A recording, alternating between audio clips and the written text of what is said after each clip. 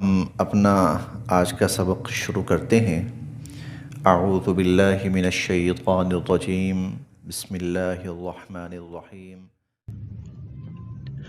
يا أيها الذين آمنوا لا يحل لكم أن ترثوا النساء كرها ولا تعضلوهن لتذهبوا ببعض ما آتيتموهن إلا أن يأتين بفاحشة مبينة وعاشروهن بالمعروف فإن كرهتموهن فعسى أن تكرهوا شيئا ويجعل الله فيه خيرا كثيرا۔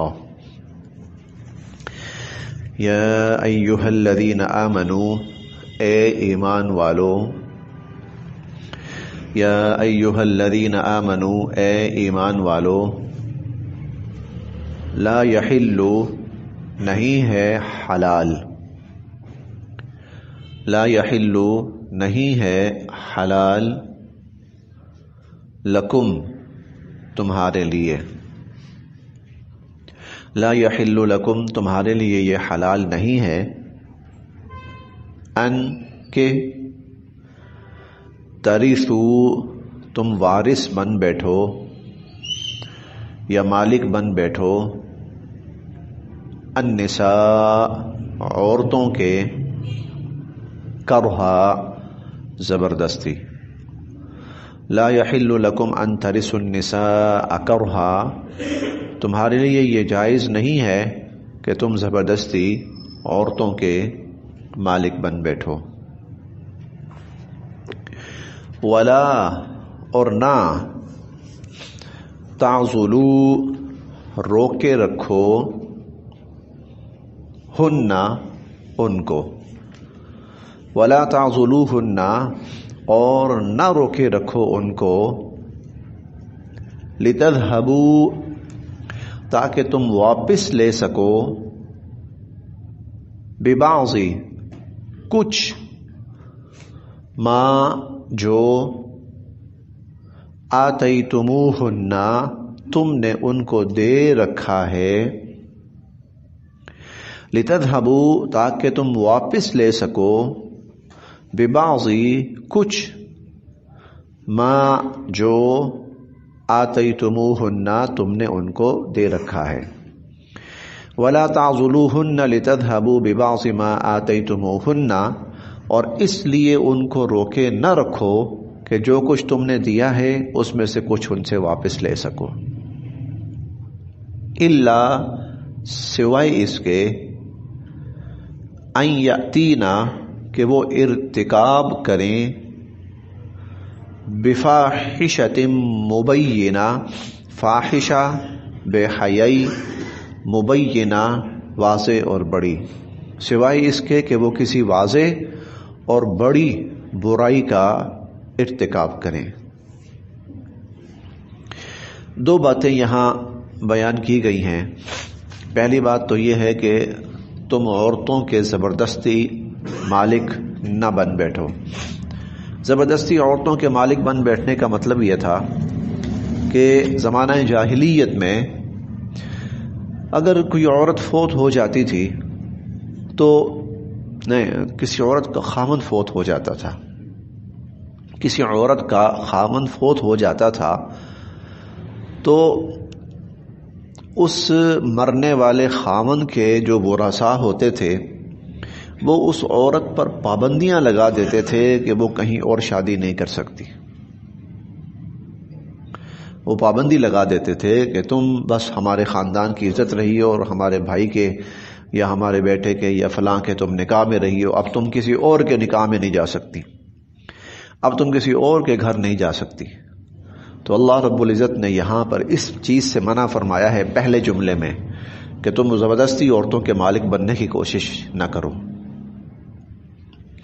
اور دوسری بات کہ نہ تم ان کو روکے رکھو تاکہ تم کچھ ان سے واپس لے سکو جو تم نے ان کو دیا ہے۔ یہ ہوتا تھا کہ کوئی شخص اپنی بیوی کو تنگ کرتا تھا، تنگ اس لیے کرتا تھا تاکہ وہ کل کو اس سے طلاق لینا چاہے، طلاق لینا چاہے تو یہ کہے گا اچھا ٹھیک ہے جاؤ طلاق دے دو، ہاں جو کچھ میں نے تمہیں حق مہر کی صورت میں دیا ہے یا تحفے تحائف کی صورت میں دیا ہے مجھے واپس کرو، مجھے واپس کرو اور جاؤ تم۔ چنانچہ ہوتا یہ تھا کہ وہ عورت اپنی جان چھڑانے کے لیے اس شخص سے جان چھڑانے کے لیے جو اس کی ڈیمانڈ اور تقاضا ہوتا تھا، مطالبہ ہوتا تھا، وہ پورا کرتی تھی کہ میری اس سے جان چھوٹے۔ تو اللہ تعالیٰ نے اس سے بھی منع کیا کہ عورتوں کو اس لیے تنگ نہ کرو کہ تم ان سے وہ کچھ واپس لینا چاہو جو تم ان کو دے چکے ہو، الا سوائے اس کے ان یاتین بفاحشۃ مبینہ کہ ہاں عورت کسی واضح اور کھلی بے حیائی کا ارتکاب کرے، کسی بدکاری کا ارتکاب کرے، ٹھیک ہے، پھر تم اس کو اپنے نکاح میں نہ رکھنا چاہو، پھر تم اس کو چھوڑنا چاہو، پھر تم نے جو کچھ اس کو دیا ہے وہ بھی لینا چاہو، وہ ایک الگ بات ہے۔ اس صورت میں تم کر سکتے ہو، لیکن ایک عورت تمہاری بیوی ہے، ٹھیک ہے، پھر تمہیں کیا ایسا مسئلہ ہے کہ تم اس کے ساتھ ایسا سلوک کرتے ہو۔ وعاشروہن بالمعروف، وعاشرو اور تم ان کے ساتھ زندگی گزارو، بالمعروف نیکی اور بھلائی کے طور پر، اچھے طریقے سے، حسن سلوک کے ساتھ اپنی بیویوں کے ساتھ رہو۔ فَإِن بس اگر کریہتمو تم ناپسند کرتے ہو ہن ان کو، فَإِن کریہتموہن اگر تم ان کو ناپسند بھی کرتے ہو، فَعَسَىٰ تو عین ممکن ہے، ان تکرہو کہ تم ناپسند کرو، شیئن کسی چیز کو، فَعَسَىٰ تو عین ممکن ہے، ان تکرہو شیئا کہ تم کسی چیز کو ناپسند کرو، وَيَجْعَلَ اللَّهُ اور اللہ نے رکھی ہو، فیہ اس میں، خیراً کثیرا بہت بڑی بھلائی۔ عین ممکن ہے کہ تم کسی چیز کو ناپسند کرو اور اللہ تعالیٰ نے اس کے اندر بہت بڑی خیر اور بہت بڑی بھلائی رکھی ہو۔ اصل میں مجموعی طور پر کوئی انسان کسی کو ناپسند نہیں کرتا، یا مجموعی طور پر کوئی خاوند اپنی بیوی کو ناپسند نہیں کرتا، کوئی عادت ایسی ہوتی ہے، کوئی ایک عادت کسی عورت کی، کوئی ایک یا دو ایسی ہوتی ہیں جو بندے کو بری لگتی ہیں، اور اس وجہ سے آدمی اس عورت کو ناپسند کرتا ہے۔ تو اللہ تعالیٰ فرماتے ہیں، بلکہ حضور علیہ الصلوۃ والسلام کا فرمان مبارک بھی ہے کہ ان کریہ منہا خلقا رضی منہا آخر، اگر عورت کی ایک عادت کوئی ناپسندیدہ ہوگی نا تو دوسری پسندیدہ بھی تو ہوگی، کوئی اچھی عادت بھی اس کے اندر ہوگی، اگر ایک کمی ہے تو ایک خوبی بھی ہوگی۔ تو فَعَسَىٰ أَن تَكْرَهُوا شَيْئًا عین ممکن ہے کہ تم ناپسند کرو کسی چیز کو، وَيَجْعَلَ اللَّهُ فِيهِ خَيْرًا كَثِيرًا اور اللہ نے اس کے اندر بہت بڑی بھلائی رکھی ہو۔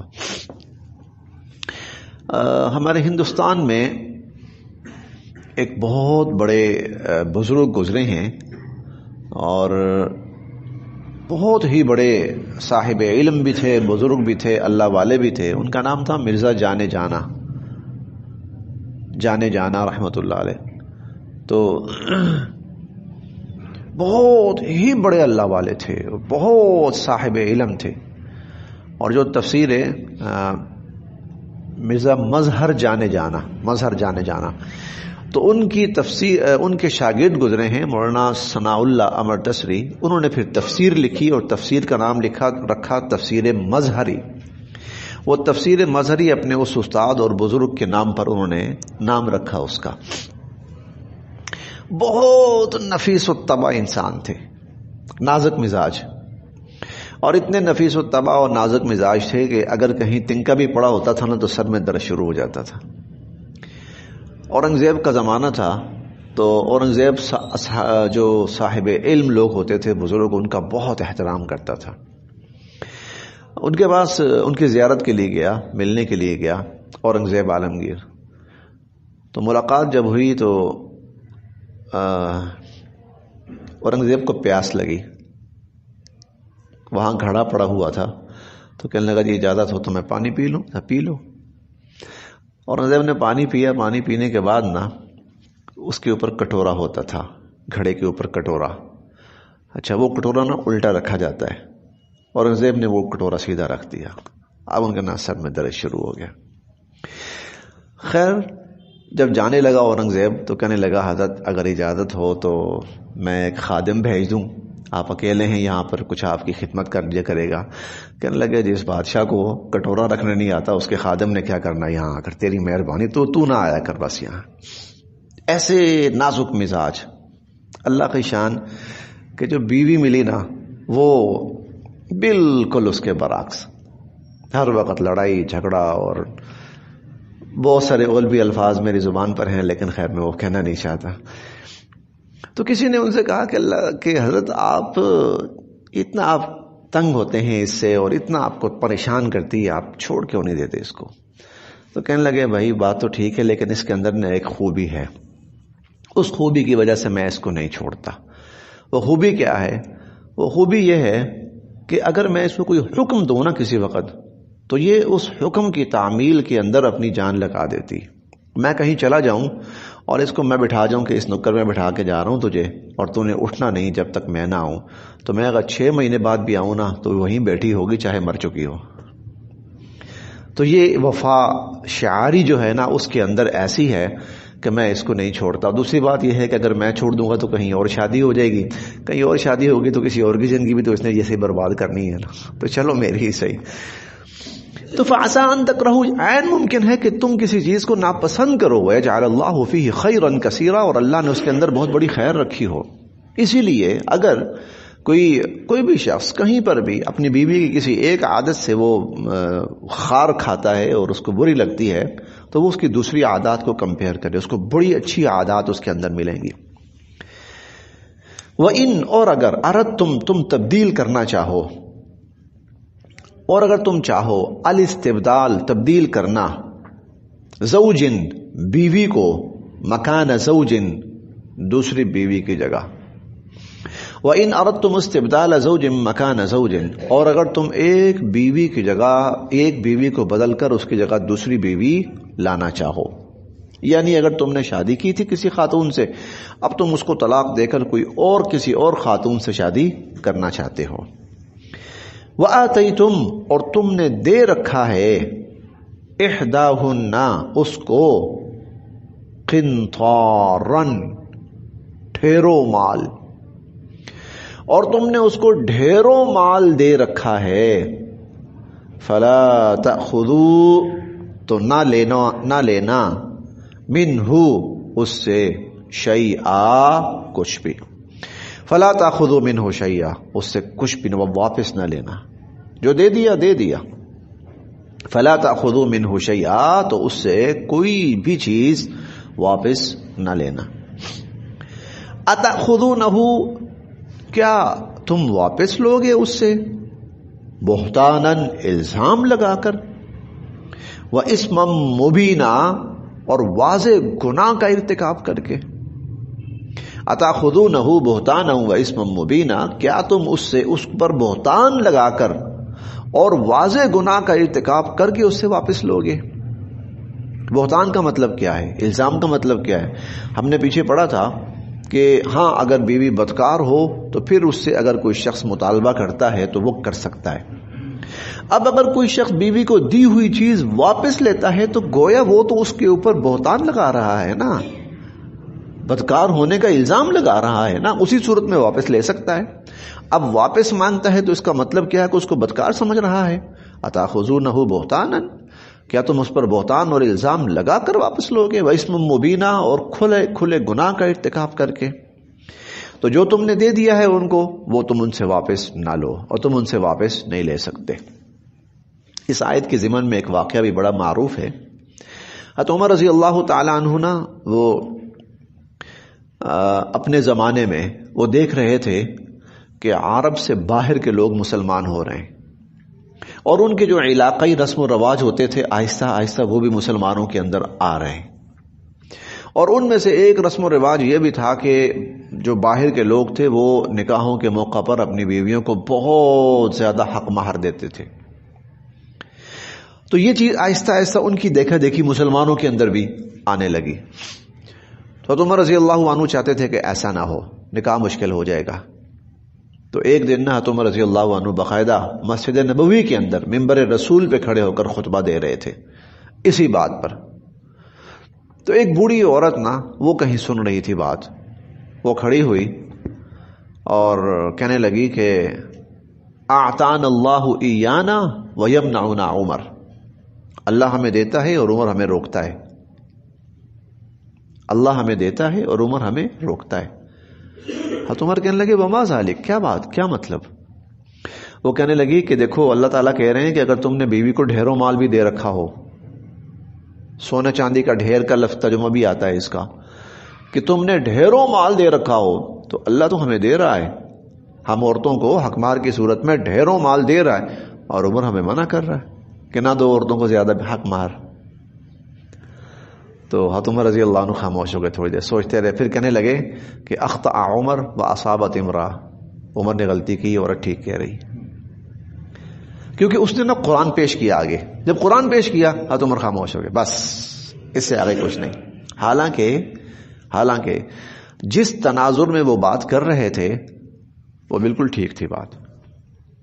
ایک ایسی چیز معاشرے کے اندر آنا شروع ہو رہی تھی جو بہت سے لوگوں کے لیے مشکلات کا باعث بن سکتی تھی، لیکن اس عورت نے جواب میں جو بات پیش کی وہ قرآن کی بات پیش کی، قرآن کی آیت پیش کی. حضرت عمر کھڑ، بس اس سے آگے میں نہیں بول سکتا.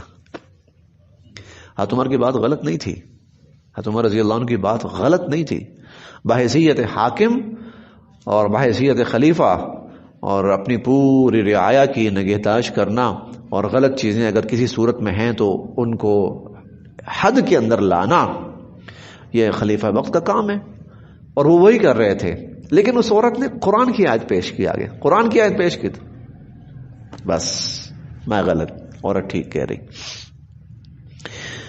تو یہ طرز عمل ہونا چاہیے، یہ طرز عمل ہونا چاہیے. اتاخذونہ بہتانا، کیا تم اس کو بہتان لگا کر اور واضح گناہ کا ارتکاب کر کے واپس لوگے؟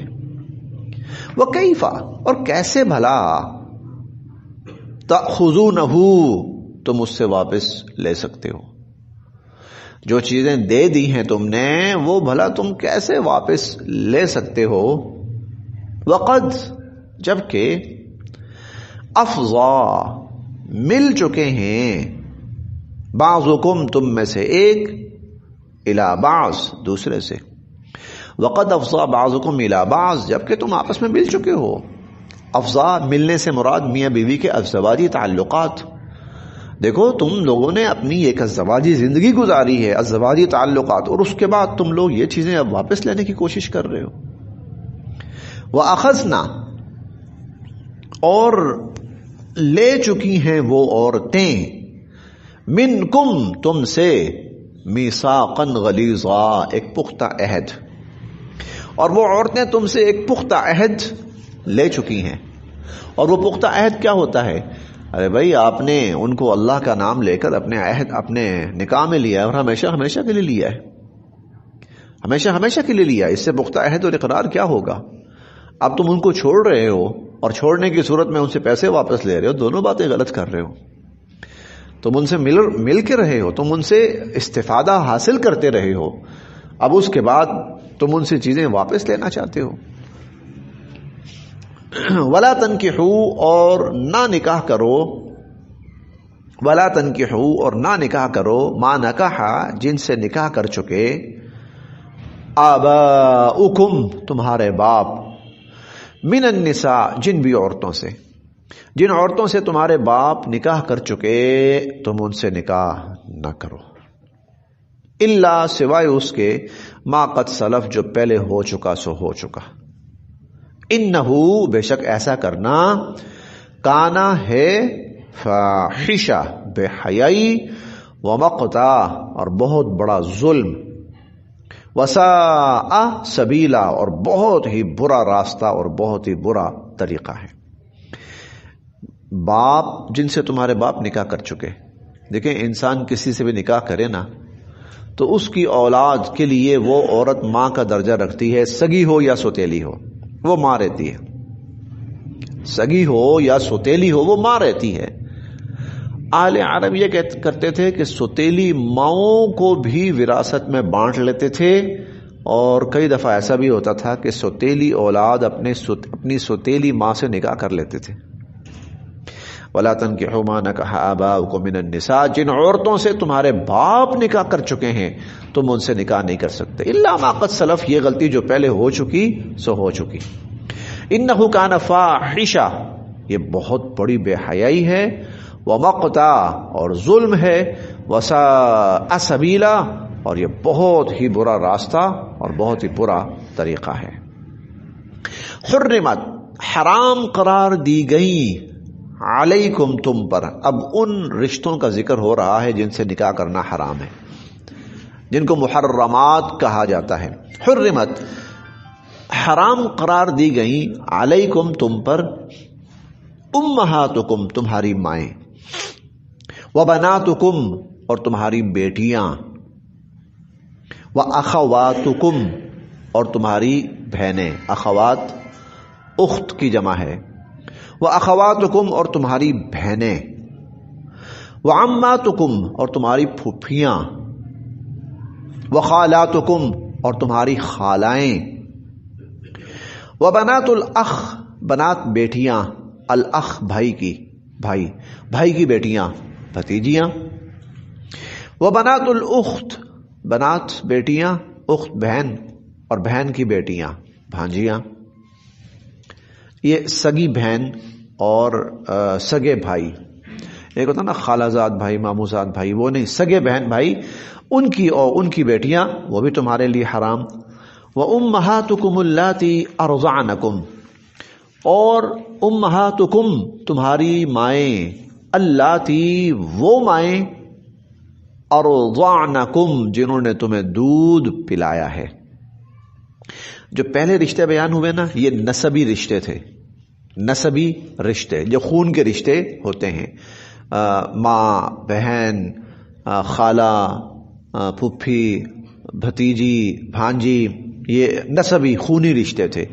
اب رضاعی رشتے، دودھ شریک رشتے. وَأُمَّهَاتُكُمْ، تمہاری وہ مائیں، اللَّاتِي أَرْضَعْنَكُمْ، جنہوں نے تمہیں دودھ پلایا ہے، ان سے بھی نکاح کرنا تمہارے لیے حرام ہے.